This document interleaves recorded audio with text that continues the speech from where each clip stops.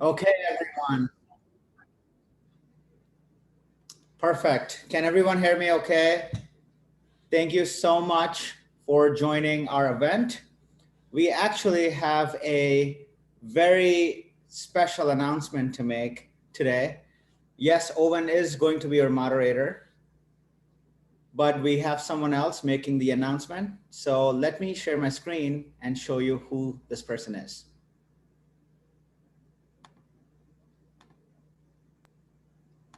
Sales engineers of New York, what is up? It is your favorite brilliant billionaire investor.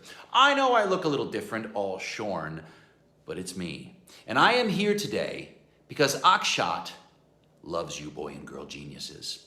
And he wanted me to reach out. And you know, I started thinking, what am I gonna say? And I crafted a little something that goes like this. Dear SEs of SENY, I just wanted to give you all a beautiful shout out during this tough year. Because here's the deal. I know it hasn't been easy, but you guys have been amazing. You guys have been the equivalent in sales engineers as doors that open like this or like this are to cars. So I want to give a special shout out to the SENY founders, obviously Akshat, but also Owen and G, Eric and Sam. And here's what I want to do. I want to give you guys some advice because I know that you're tech sales engineers. Here's the deal on how to hustle. Number one, always remember ROI. Not return on investment, radio on internet. I put radio on internet, so remember me, right? And then that'll inspire you. Number two, denim. Oh, you may think I could wear any kind of jean. No. You want to wear something with a leather trim or a bedazzlement of some sort, something that says, hey, my pants are here. And lastly, most importantly, I want you to remember that life is more important than money. What? Woo! I almost was able to deliver that without laughing. No. Nothing's more important than money. So get to tres comas, and I'll believe in you. I believe in you.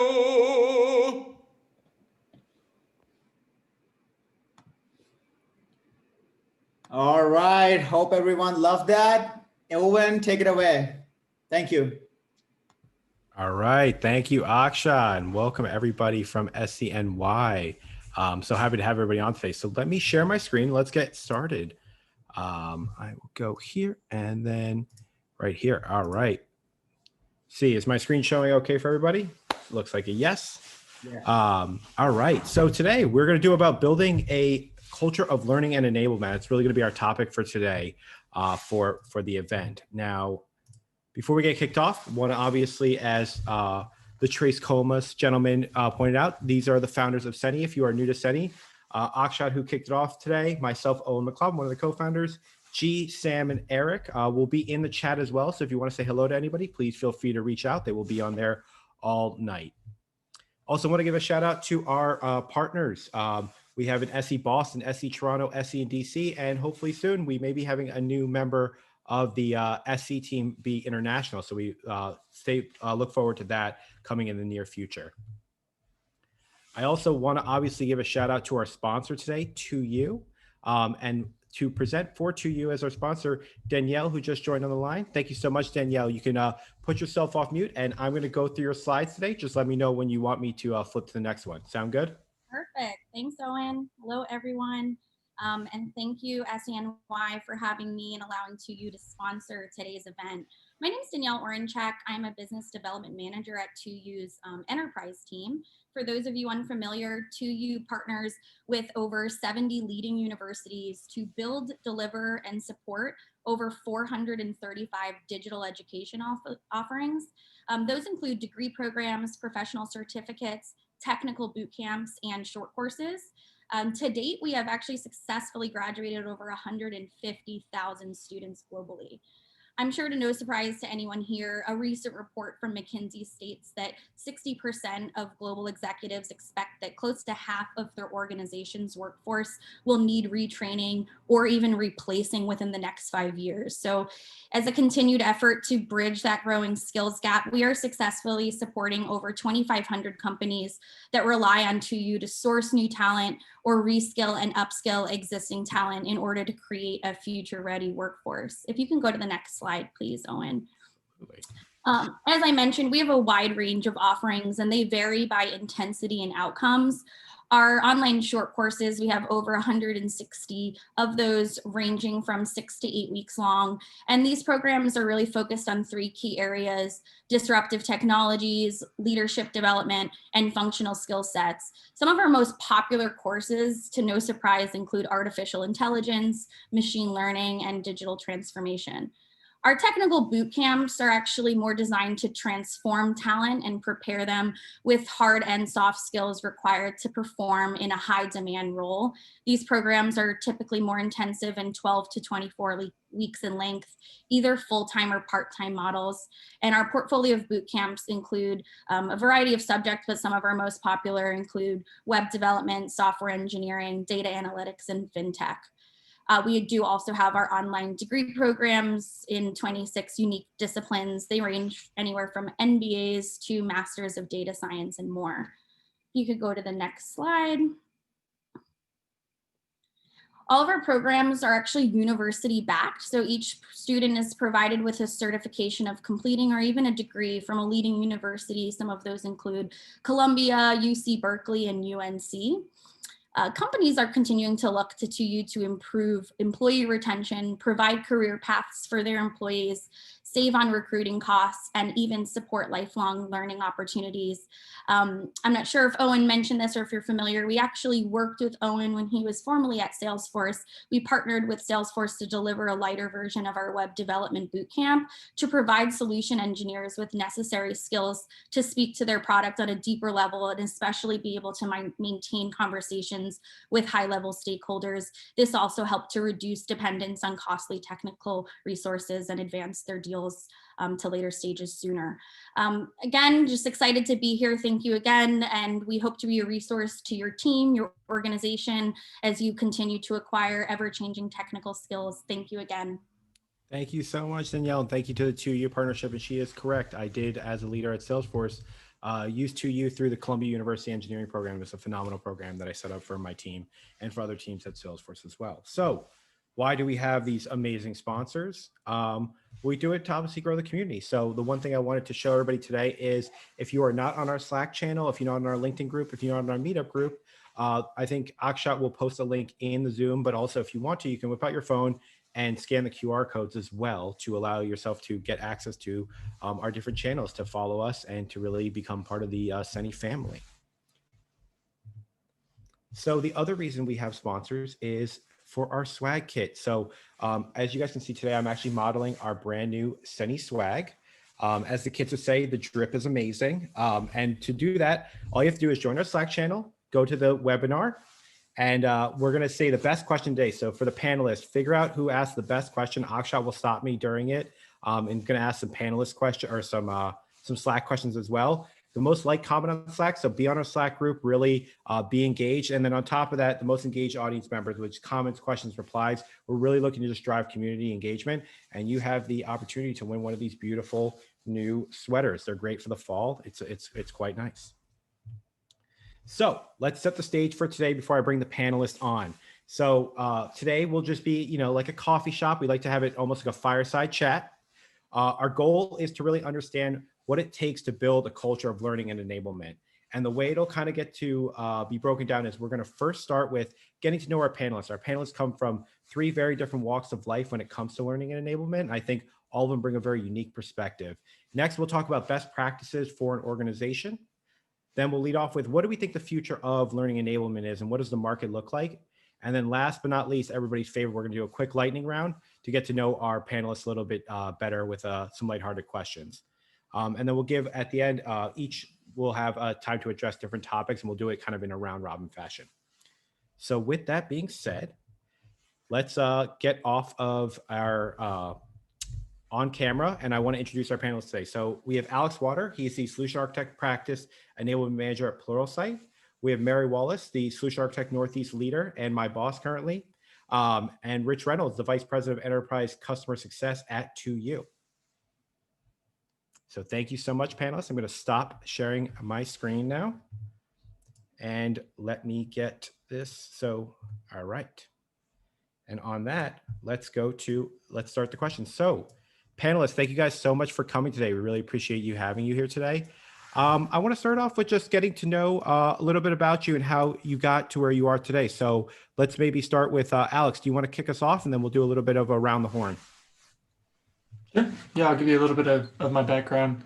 Like many people, I didn't start in pre-sales or enablement. I started in education technical support. I really kind of grew up around and in Apple. I was there for the first 9 years of my career. I actually made my way into sales first and did well, but really didn't like it, which eventually landed me in pre-sales based on the knowledge I had from doing support.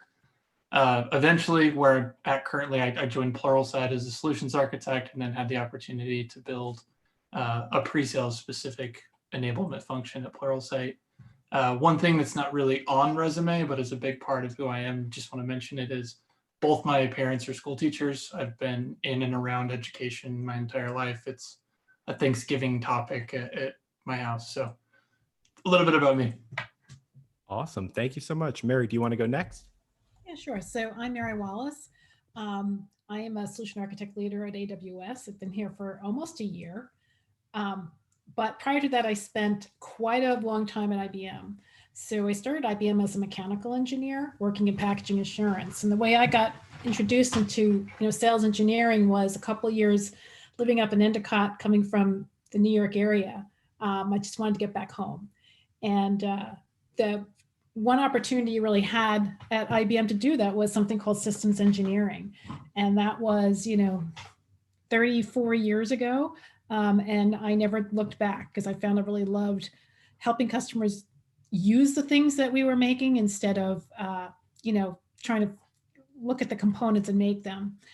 At IBM, I had the opportunity to get into a leadership role kind of mid-career, and I was able to start the first cross-platform hardware technical sales team that we had, the first mainframe solution architecture team that we had, our first technical sales team focused on just the insurance vertical. And when I left, I led the technical sales team for mainframe hardware software for North America. So enablement was always a big part of what I was doing because we were always starting something new and had to get somebody in a new, into a new career and a new role. Now here at AWS, it's an always be learning environment. So enablement is just a part of our everyday life. So happy to be here today. Awesome. Well, welcome and thank you for joining. And then batting cleanup, Rich. Hey, everybody. Thank you again, Owen, and really honored to be part of this and be able to sponsor this event. And I'm the Vice President of Customer Success at 2U, like Owen mentioned. And, when I look at my career, it's kind of come full circle, right? I started off, early in my career, I see this common thread of technology meets customer, and how can technology drive not only outcomes, but make a change or an impact in the world. So, early on in my career, I started to work with organizations as a technical recruiter and kind of spun through, many years of understanding really how to bridge digital skills gaps within organizations. That led me to have a couple of stints at organizations and software companies where I managed teams of sales engineers, implementation, customer success. That brought me full circle to the 2U side of the world, where we're really focused on delivering not only outcomes for our large customers and our practices, but a focus specifically on upskilling, reskilling, and accelerating growth at many of these organizations where we've seen digital skills gaps. So every side of the sales spectrum kind of led me back to let's solve problems and let's help organizations, meet the needs of the digital age that we're moving into. Awesome. Well, thank you guys for the introduction. So let's start off with a little bit about your career journeys now that everybody gets your background. I'd love to know, and anybody can start with this, is how is learning enablement a key part of your role today? I would love to know where learning enablement really fits into a key part of what you do on a day-to-day. So who do we want to start with? Maybe, hey, Rich, since you went last, why don't you go first this time? You want to maybe kick us off Yeah, with that? sure, absolutely.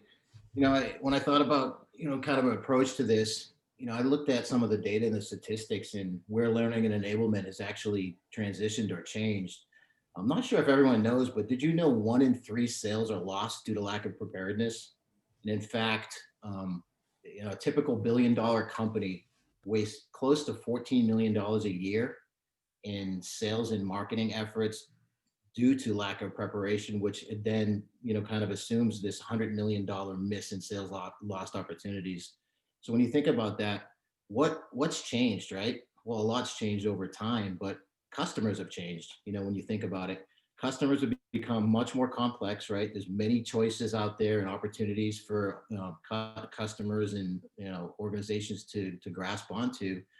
Their desired outcomes have changed on the back end. And we're not selling a product or a service anymore, right? We're actually selling complex solutions, which require, key stakeholders across any organization to be involved and make decisions, which makes things a little bit more challenging for us. And then lastly, customers just don't want to tell us or have us tell them what they need.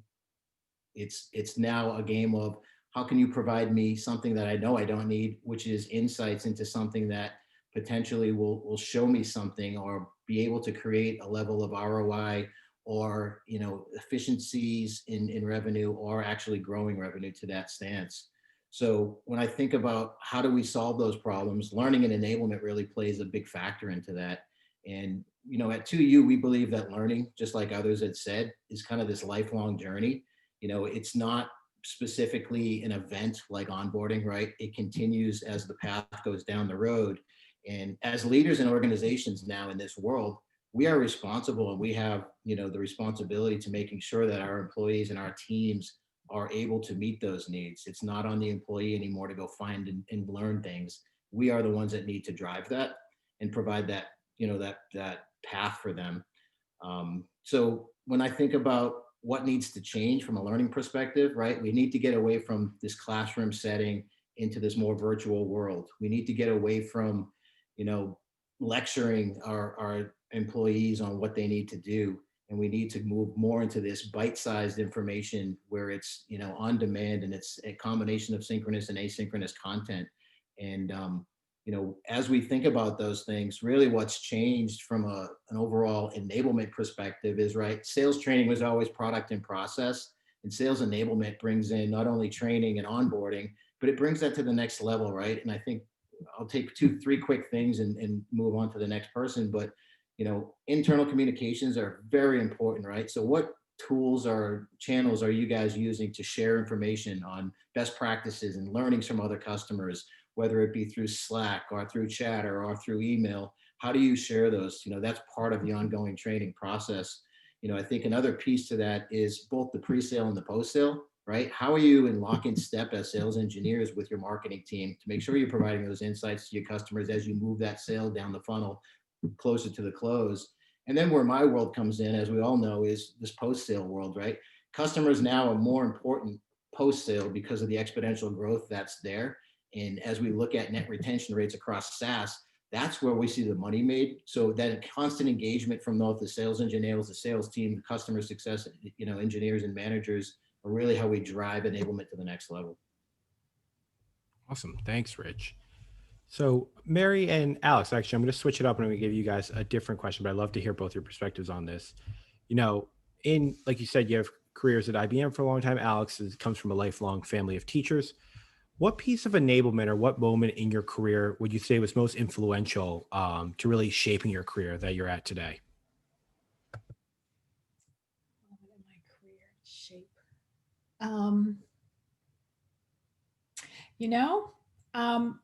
I'll tell you what it was. It was a long time ago, and I'm sitting in a room, and we are working on a new piece of equipment, and there were these new connectors that were having an issue. And it was actually the original systems for the original Sabre. I'll show you how old I am. And I'm sitting there with a gentleman that's worked on connectors for 30 years. And I thought, OMG, I just cannot sit here 30 years later and talk about connectors. I have got to do something else. So when I had the opportunity to look at what, sales engineering was and really understand what how people use things and practical applications, and how much more there was to learn and how much broader you could get. That was like a big aha moment for me when I kind of knew like this mechanical engineering thing I had started, at least the path I was on, was just not gonna make it. And it changed the trajectory of my career. I love that.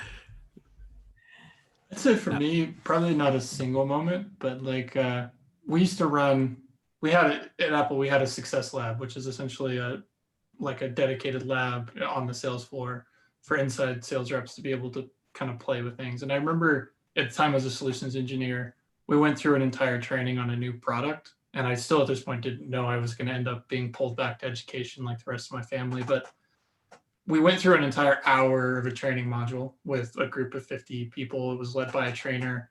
And then immediately after that, as if no one had heard anything, they started playing with the products and essentially like they knew what they needed to learn. That just wasn't what was delivered to them. And it kind of just connected with me that the education piece is important as well versus the just talking at them or, you know, what you think they need to learn. People are pretty good at knowing what they need to learn. It's just kind of a matter of putting guardrails or guides around that to help get them to their end state. That was kind of an aha for me.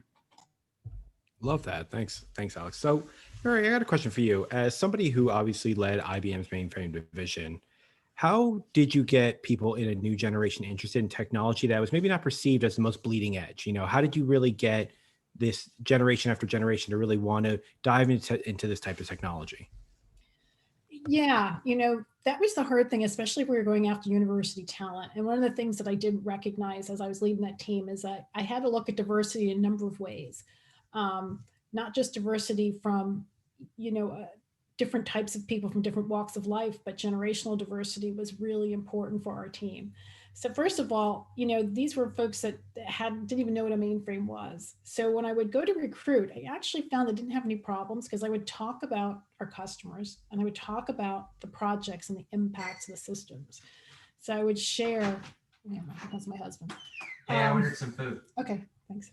I would share. COVID is live, people. COVID is live.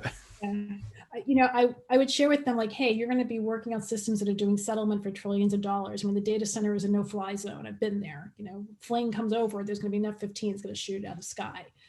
You're working on systems that are running all the ERP for some of the major, you know, automobile manufacturers. You're going to be working on, you know, the back end to every credit card, you know, transaction.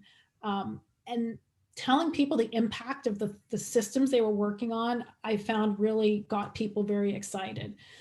Also, little known fact, you know, the mainframe had a lot of new technology, was very, you know, was the first platform at IBM that was Linux certified.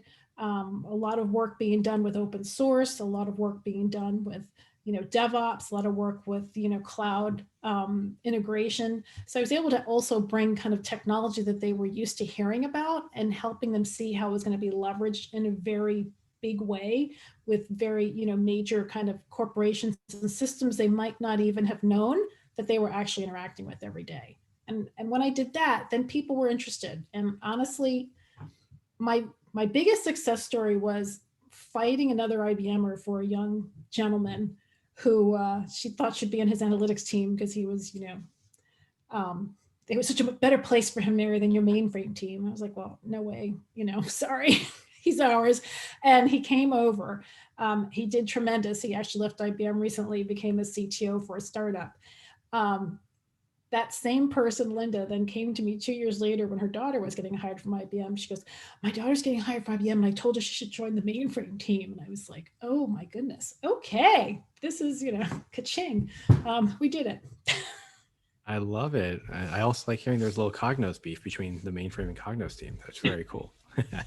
So I'm going to take a pause here. Akshay, do we have any questions from the Slack group? Absolutely. We have a lot of questions. I'm going to read a last one, actually, that comes from Simran Ahuja.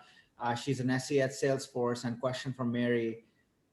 She goes, I can relate to your past experience since I had more of a mechanical engineering background as well. How hard was the transition for you?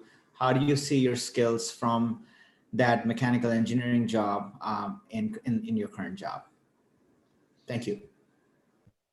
Um, you know, so I'm going to admit something.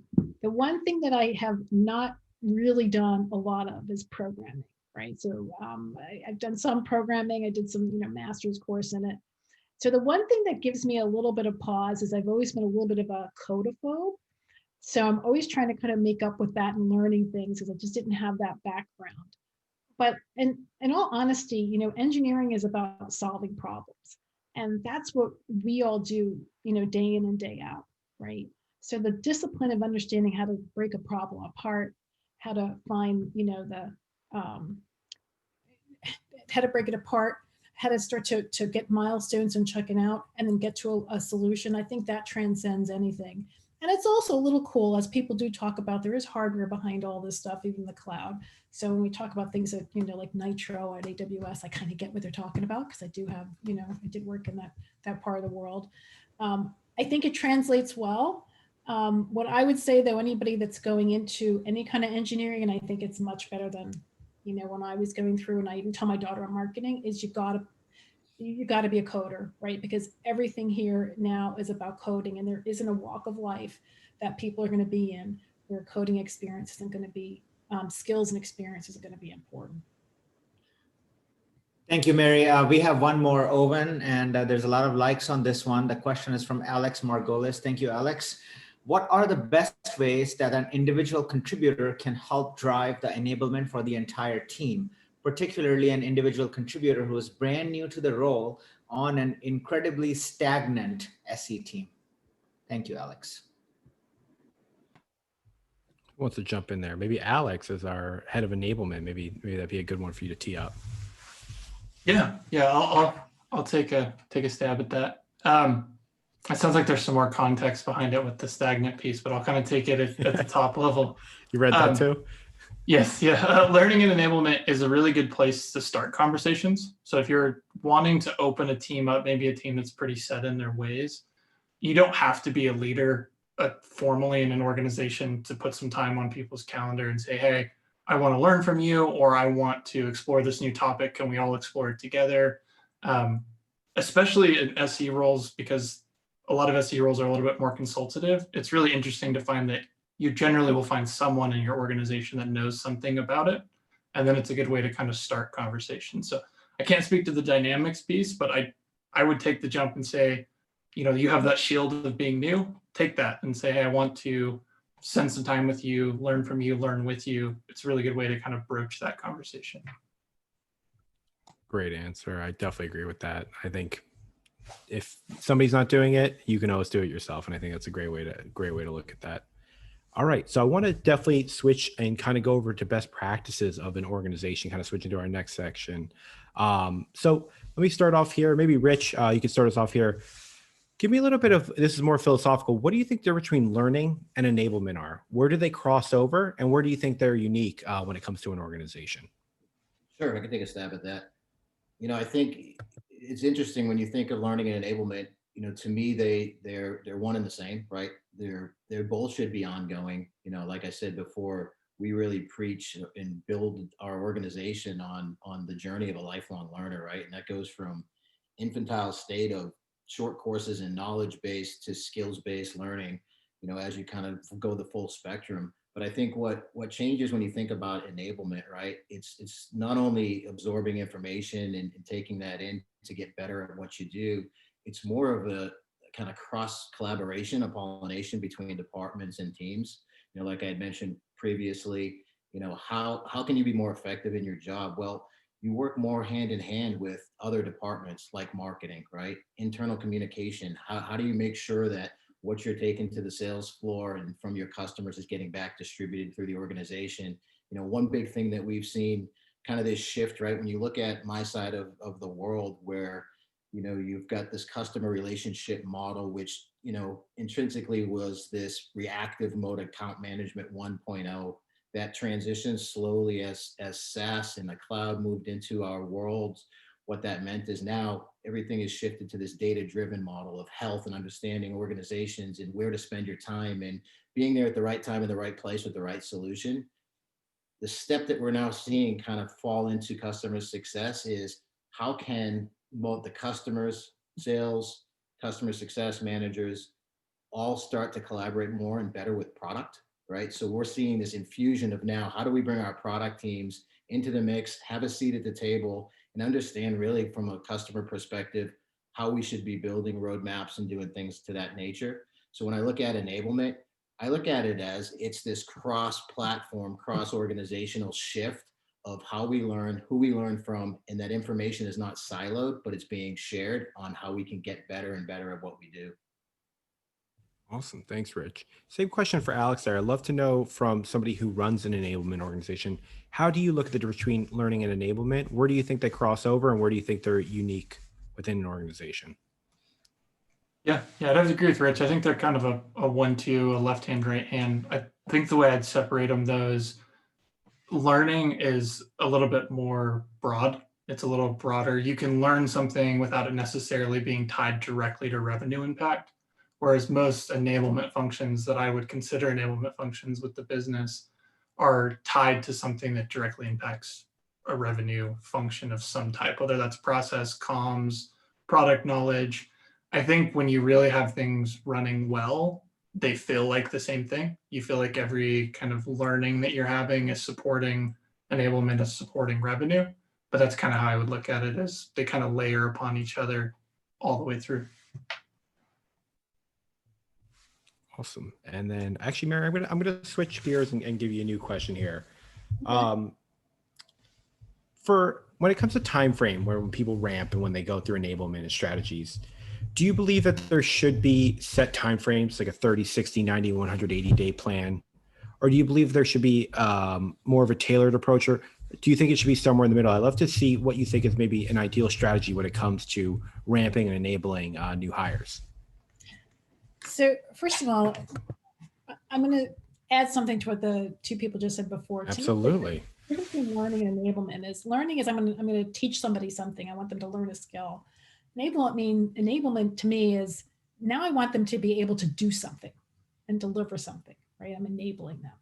So when you're taking a look at, okay, what's that ramp time? You have to look at where are you bringing in the skill, and what is it that you are looking for that person to be able to accomplish in the field with their customers.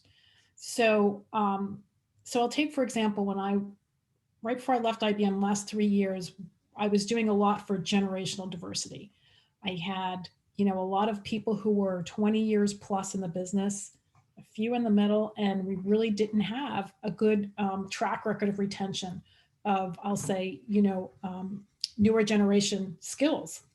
And so what we did is 3 years of, university hiring. And there I had to take a look at, what do I need to do? First, I need to give them the basics of the platform, right? Then I need to be able to enable them on either the software, part of the software portfolio they were doing, or the hardware portfolio they were participating in. So we ended up lining out, and the typical transition for IBM for university hire was 9 months for a technical seller. So I was able to get us up to 12 months to at least set a program in place, with the idea being that I can give them the basics of what they needed and then enable them on a part of the portfolio that they could be productive in. And what was interesting is what I found out is initially what we started is, okay, let's get them on the core products. But what I had were people with, a year, 2 years in the business running after people with 20 years in the business.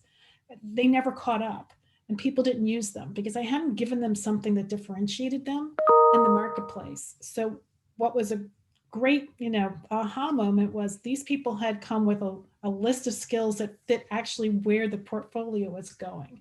They understood coding. They could do API enablement. They knew DevOps, so they could really work with, how we were transforming development. They understood the Linux part. We created a blockchain team to help our customers understand how to work with that technology. So when I started to take a look at the university hires in that year, it was part of it was giving them the basics so they understood the platform differentiators. But then it was, what was the new area that I didn't have skills in that I was going to enable them to be able to go out and customers and execute with? And that accomplished two great things. So one is they were sought after because they knew stuff that the other team didn't do. And two, they were like ambassadors with our customers. All over, half the time when I would go to, ABC engagements for IBM, what they wanted to talk about was how are you enabling the new generation? And I would show them pictures of the team, and we had a really diverse team, and we had really great, young set of team. And I was just looking at some of them actually on LinkedIn before here. They're all doing amazing things. They've got less than 4 years in the business, and they're doing program management from mainframe. They're leading, one team, and this I'll leave it, was so proud. We actually went and did a workshop session for people who had started in blockchain in the food trust. And if you're big into blockchain, that was one of the first big commercial enterprises of blockchain. And I had these but resources that were 2-3 years at a school, and they were teaching people who had participated in the food trust of how to write new applications, with a Hyperledger. So what I kind of learned was you really have to be focused on what you're going to do, and you have to enable somebody with a skill that's going to differentiate them for their customer and differentiate them from the team so they have an opportunity to be successful. Awesome. Thank you. Actually, I like that you kind of decided to pick that one up. I love that. So I'm actually going to then switch it up here then. This is for everybody, and we'll go around the horn again. I would love to know if you ever combined enablement and learning cross-department.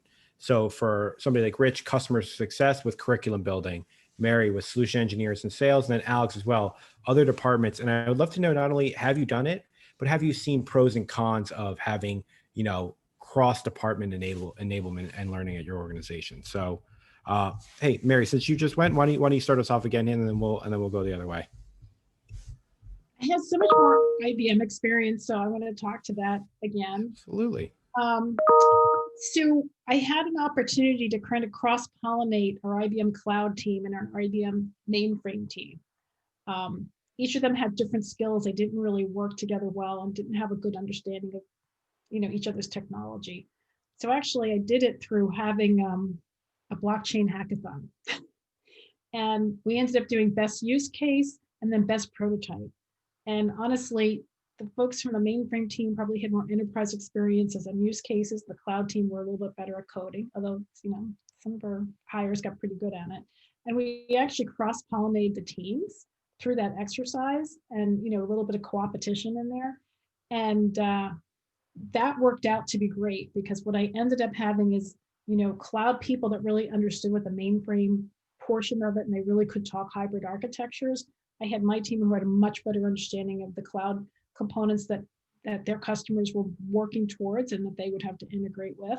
So I can't say I really planned an enablement, but I think by making the teams work together and giving them, as part of the hackathon, we had some training along the way to prepare them. I think I found that I created a synergy and a partnership that wasn't there before and that we needed desperately.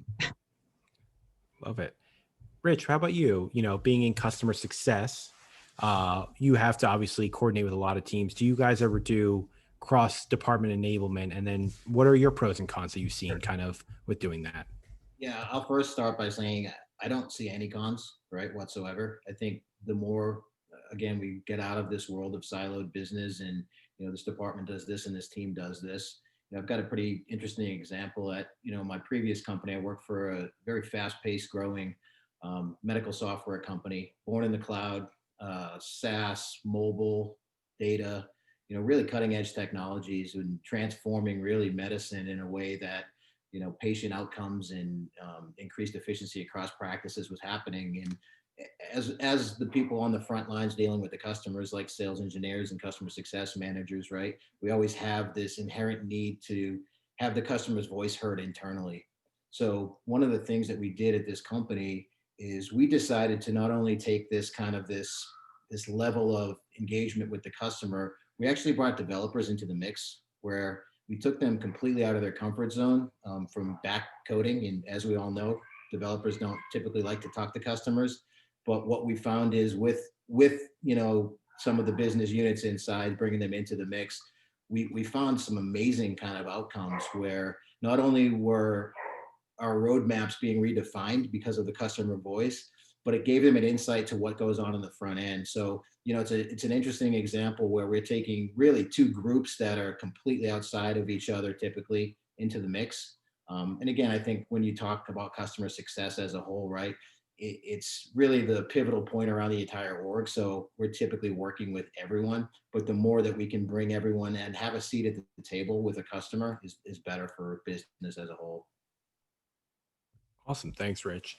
And then Alex, as a head of an enablement org, you probably have to cut and paste not only for pre-sales, but do some stuff with collaborating with sales and other departments. What have you seen in the market when it comes to, really doing cross-department enablement and learning? Yeah. I'll kind of take a little bit of different angle. I agree with really what was said. There's a kind of a nice level to where you can set a baseline. So we've used traditional class kind of tiering before, depending on what we're trying to do, 101, 201, 301, where we might expect every role to go through a 101 and a 201, but maybe the 301 and the 401 are role specific, or it does kind of two things. One, everyone has a baseline, but it also makes it easier if you're in an organization smaller, like an SE organization, to advocate for resources, because it's not that I need all of my own or new resources, but I do really need someone to come in and teach that 501 or that 601. That's a unique need for my SE org versus I need all of this to be just separate. That's a much easier ask generally in most businesses to get a specialist for, that 501, 601 type idea. Wait, Alex, just for the audience, 501, 601, give a little breakdown of what exactly that means. So I would mean, it has a whole other meaning in higher education, but 101, just basic introduction to, say we're talking about a new product, basic introduction, marketing level overview. 201s maybe product level, market fit, positioning. As you go through that depth, when we get to maybe a 501, I would consider that, how do we install this product, or what APIs are there, or what extensibility is there? Things that start to really fall into the sales engineer space and maybe not into other roles space, where then you can come to the business and say, yes, the sales engineer needs the product positioning, the market, the fit, but they really do also need this deeper enablement. This needs to be unique to them. All right, awesome, great. So got another question here. So, Mary, you talked about generational differences. I think Alex talked about skill differences. I know when I worked with Rich, when we did the coding boot camp, we talked about different levels of skill differences. How do you tailor enablement and ramping with such different skill sets, whether it is technical, generational, all sorts of different ways, life experiences? How do you do that to make sure that you're getting the most out of your solution engineers or whoever your customer is? I have a great story to share on that if you want to hear. Absolutely. I had a team that was doing a workshop, and it was a DevOps workshop. It was up in Toronto. They had a generational mix of customers, and the traditional workshop was a very, step-by-step driven exercise. And they would do some presentation, and then they would give them a lab, and the lab was step-by-step. And what the team found, and the team itself was multi-generational, was that, the experienced people were going through, and the younger people were bored out of their minds, right? They didn't like to learn that way. So they regrouped, fed them for lunch, and they went out and they bought these big candy bars, and they took the books away from the team. Well, for those who from the younger folks, and they said, "Look, here's the lab. Just accomplish X." That was it. Took the books away, and let them just go off on their own and experientially learn. And what they found was, not only were they happier and more engaged, but then they started to engage more with the more experienced folks in the team who were learning a bit differently, and they started to collaborate much more. And at the end, it was super successful. We handed out some big chocolate bars, but it was a big learning experience for us that we had to tailor the experiences we were giving to our customers to the way that different generations and different people like to learn. So that's something then that we kind of took back in our own team and tried to make sure that we were listening and customizing how we taught. Well, I hate to say, you can tell from me, I'm a big one on experiential learning, but how do we present opportunities for learning in ways that make sense for the person that's going to be learning? Awesome. Why have I not gotten a chocolate bar yet? We have not done any chocolate bar stuff at Amazon. have to bring it from Amazon. And then Rich, what about yourself? Tailoring, obviously you have to work with organizations, universities, you're stitching a lot together. I love to get to understand, what does it take when it comes to tailoring and enablement? What goes through that process at 2U? Sure. And I think as everyone knows with the onslaught of COVID and what it's done, it's transformed education almost overnight, right? And how people not only consume information, but how we deliver it and, what the best methods and I think we're going to be in a place where education never goes back to the way it was, right? So if you look at our product offering across our boot camps, well, close to 90% were delivered in person, right? So we almost had to shift to a place where we know, from a delivery and a success, and we put a lot of emphasis on the results and the outcomes of our program, that there's a new way to deliver this. Kind of to Mary's point, how can it be consumed in a way that people are learning, that it fits not only one type of individual, but all, so we try to mimic a lot of real life scenario in our learning, right? When you look at our courses across our specific platforms, we do a combination of small pieces of lecture that breaks into paired group project to full capstone type project, where we're bringing not only what they're learning in bit-sized informations, but we're tying that together at each day with different levels of projects and capabilities, so that the experience is real life, right? We want to take someone from not understanding a specific technology or competency. By the end of the class, they can actually do the job, not just learn something.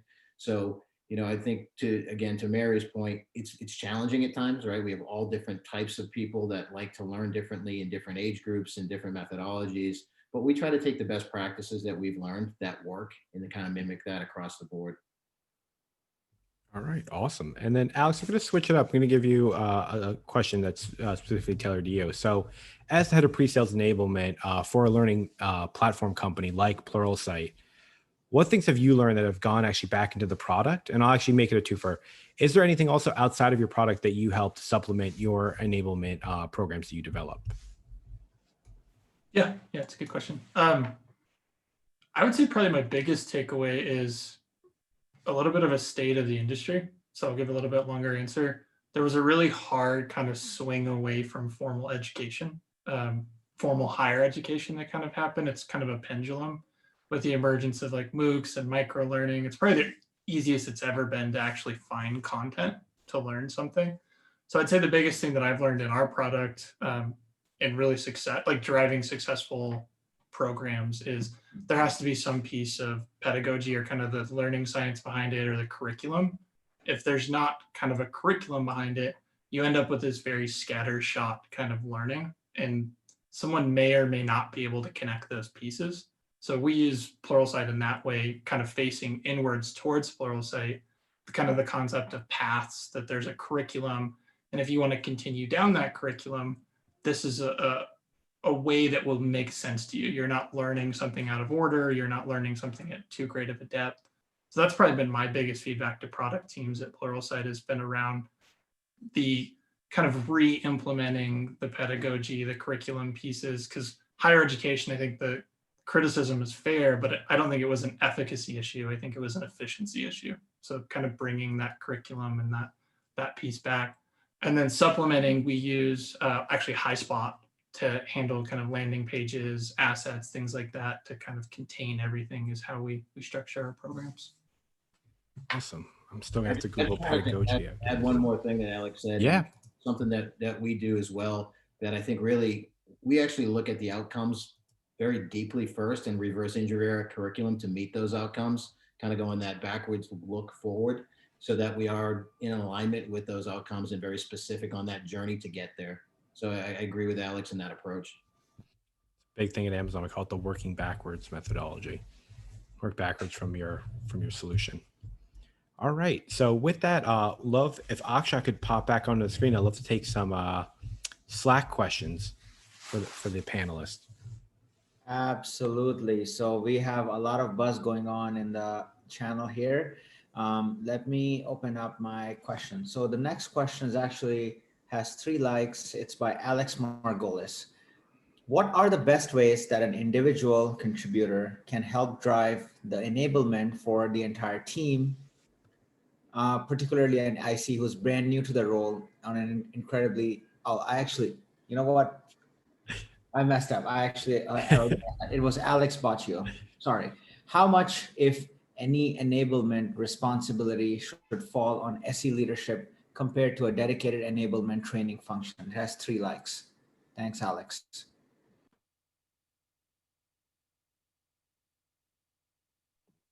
I can take a quick stab at that and let you go, Mary. I think from what I've seen, right, we're seeing this in really this big kind of push towards L&D departments and initiatives across the org that we've seen. But there are situations where you might not be in an organization that has a robust program.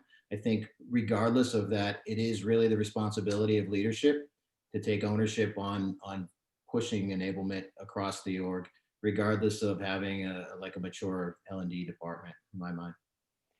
Yeah, I would agree with you. I think it's up to the leadership, first of all, to make learning and skill development, I'll say that sort of enablement, a priority for all the technical people that they lead. Because if you think about what we do as sales engineers, right, you're there to give a customer an idea that they can't think of on their own, right? And to do that, you got to take a step out, you got to stay a step ahead of them from a skills and experience standpoint. I think what I've seen work best is, there's some enablement that is formal and you really do need people who can spend time on doing it well. And then there's the, how do you supplement that with experiences that cement the learning? So I think it has to be a partnership between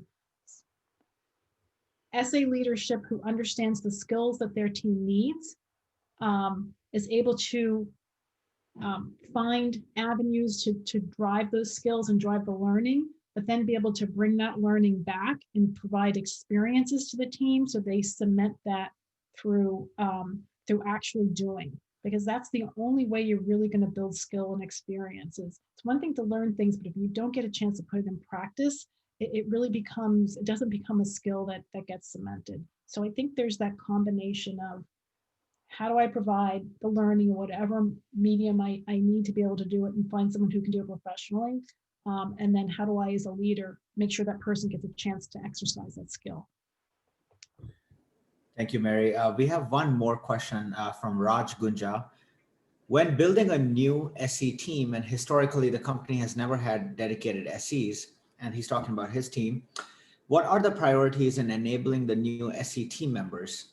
And how do you create a culture of enablement among those who historically perform the SE function in an ad hoc way? Example, solutions architects from professional services. Thank you, Raj. I'll take a swing at that. So in my experience, newer SE orgs tend to start with more experienced SEs, whatever that means for that industry. And they tend to bring practices with them. They tend to bring experience with them. There's kind of a point where you start to scale where it's no longer reasonable to continue to hire the most experienced SEs. So there's really, at that point, if you're well positioned, there's kind of an L&D type enablement function where you want to capture what made those people successful, what are they actually doing, what is the actual field practice, and then kind of to the theme of working backwards, kind of build from that. Because that's a really critical point where they're holding all of really your little gems of knowledge until you map that somewhere and make it a priority to map that. So I'd start with mapping, but that leads to programs and that kind of thing. Awesome. So Rich, I have a question for you. What piece of learning technology do you think is ahead of the curve right now that you offer? And what do you think will drive adoption in the future for that piece of learning or that type of technology? It's a good question. So, I think when we think about, specific tool sets, we focus on, our LMS platform, right? Where we're building a lot of information in bits and pieces and small chunks that are consumable information. I think what the industry is dictating is more asynchronous and synchronous content.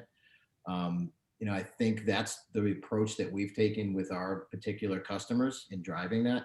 And I think if you want to talk about kind of where we see the future of that heading, I'll kind of deviate the question a little bit, right? We're seeing this major kind of rise in big data, automation, AI, robotics, and really what the future of work looks like and what business kind of looks like, moving forward. There's this apprehension that, humans are being replaced at some point. And the way I look at it is, we're in a place where there's going to be a premium on really human skills, right?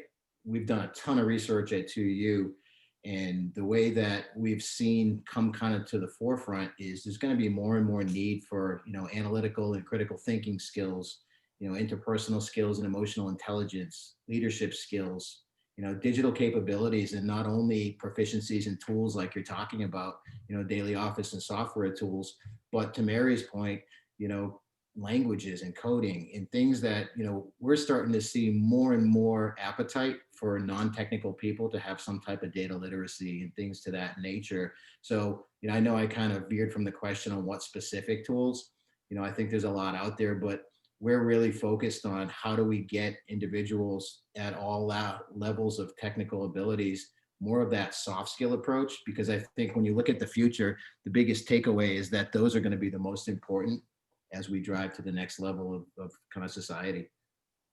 Awesome. Well, thank you. Well, now is the best part, the world famous SENY lightning round. So everybody gets to answer short little answers, and I'm going to ask you guys some fun questions. So first question is, it's a twofer. Favorite place to travel, and where are you going post-COVID? Mary, you want to kick us off? All right. I'll start first. Where am I going post-COVID? I'm going to the vacation that we didn't get a chance to do, which was Paris for my daughter and I, and Normandy for my sons and husband, who were, the World War II fans. And my favorite place in the world, I think it's Nantucket, actually. Right, interesting. Nantucket. Oh, Seaboss is on. They'll probably love that answer. Alex, what about you? Favorite place to travel is probably Toronto. I covered it for a long time, and I just really enjoy. It's a great place to have 2 days to spend in the city or a little bit longer. And then where am I going is back to Dublin. I was there right before lockdown. Love to go back with the family, and then lockdown and all that started. So I love it. I cover Toronto too. We have an SE Toronto chapter as well. We're 2 for 2. What about you, Rich? DC happen to be your favorite place to travel by any chance? Absolutely.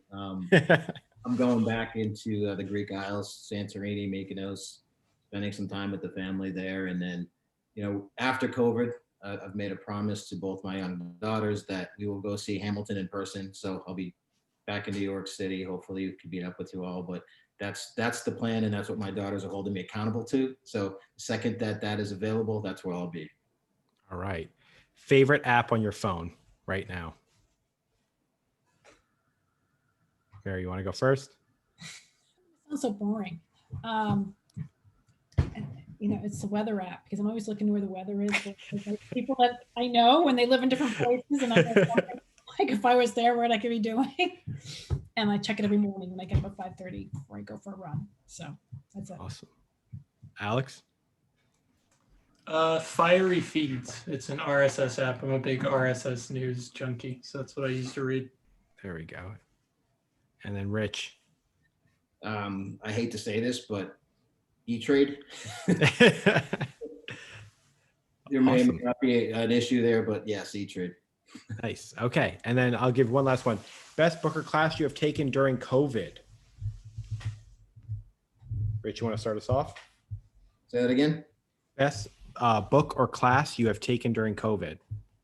I actually just read a book called The Customer Success Economy, which is written by Maria Martinez, who's an EVP and the Chief Success Officer at Cisco. Phenomenal read. All right. Mary, you want to go next, or are you still pondering? I'm still pondering. All right, Alex, we're going to kick it over to you then. I just read a book, The Heart of Change by John Cotter. It's an emotional appeal at change versus a data appeal at change, kind of a different thing from the trend currently. Very nice. And then Mary? Well, you know what? I can't remember the name of the book, and COVID I've just been a news junkie, but I can remember kind of a quote, and it was kind of to this idea of, being part of a team. And it kind of said, what do I want for us? I want for us so that we will all, we dance our own steps and we sing our own song when we come together. We make beautiful music and moves together. And essentially, it's saying, that we'll accomplish things together we never could accomplish apart. And I'll find the name of the book somehow, but that one has stuck with me as I've thought about teamwork, and actually learning, the idea of learning from each other and being better together than you ever could have been on your own. All right. Well, thank you for that. And on that, I want to thank the panel so much for participating today. Before you guys go, I do need to ask you, when we're giving these swag kits, so as everybody can see, as I said earlier, the drip is amazing. Everybody on the panel will receive one of these as well for being a great panelist. But who should I go with? I'll go with Alex. Alex, who had the best question today, that you heard, that you really liked? Who is going to win the first SENY hoodie, jacket thing, whatever we call these days? I'm going to say Raj. That question stood out to me, the one about how to move organizational knowledge. Wow. Raj, congratulations. You have won one of these. Please get a hold of Akshat. He will definitely get your address and then send you one of these amazing new jackets that we have. Now, Akshat, if you could pop back online, what is our most liked comment on the Slack channel today, and who is winning our second jacket? These All right. beautifully warm fall jackets. Perfect. So the liked thing is kind of all up in the air because we have the most number of replies that this person generated with a winner, Michael Townsend. He's a director at Ignite. Michael, congratulations. You have 11 replies and a bunch of, discussion that you generated. Congratulations. Awesome. And then most engaged Slack audience member, comments, questions, replies. What do we get there? Or do I get to choose one now? I think we have chosen in the founders, we're talking about it. We've been looking at it. There's a tie. Two people always show up. Well, a lot of folks always show up to our events, and thank you to all of you. And two of those are always here, always commenting, always engaging. We have one person from Boston, Pam Dunn. Pam, thank you for always, joining our events, being a member, and being so engaging. Please message me your size and address, and you'll have a SENY jacket shipped to you. And the other one is Alex Margolis. He had amazing questions, really engaged the whole time, and he's also very eager to learn about how to be a very important contributor as an IC. Congratulations, Alex. Awesome. And I'm going to announce one more winner just because I can do that because I am the host of this. Sim, who I knew from Salesforce, who was a mechanical engineer going in Mary's footsteps. She used to work for Gulfstream. And I remember when I first engaged with her, I love that question. So Sim, send your stuff to Akshat and he will send you out a jacket as well. So I want to thank them for that. Let me share my screen. We got just a couple more announcements and then we will be on our way. So let me just quickly share our screen. One thing I did want to point out, if you are part of our Slack group, join our networking. So we use an application called Donut. It's really nice. Eric, who is our co-founder and is Slack, set it up so that we can also have networking. So you get to meet new people. So please join the SENY Slack group. And then the Donut networking app is a great thing. I actually have somebody I have to set up. I've had 2 networking events already. I'm going to set up my 3rd. It's a wonderful thing to just get to know people a little bit better. And it's a really cool application that sits inside Slack. And then Akshat, do you want to take away for our next event? Absolutely. So if you can change the slide. Absolutely. One of the important things that we have achieved here as a community is having people find mentors. And this next event is our last one. We are going to have a very important announcement as well. And hopefully Owen can hook us up with something that can beat Russ Hanneman from Silicon Valley. So we will also have some entertainment. But this event is hosted by Marjorie, who's our advisor, who's been very involved with SENY. She's one of our oldest members, and she's going to be talking to a bunch of panelists who are who found help with SENY, and because of that, they were able to get first-time SE jobs. So very exciting event. A lot to come, and it's December 10th. Mark your calendars. Yes, I am so happy for that. You guys are what makes this group great. As you can tell, it doesn't matter religion, gender, race. This is a big tent, and we love having such a diverse group of people be part of this community. So once again, I want to thank the panelists for today, and I want to thank everybody that showed up. And hopefully you guys learned a little bit more about enablement and building a culture of learning in your organizations. Again, Rich, Alex, Mary, once again, thank you guys so much for coming today. Thank you. Thank you for having me. All right, everybody. And on that, it's time to have dinner if you're on the East Coast. All right. Thanks, everyone. Thank you, everybody. Cheers.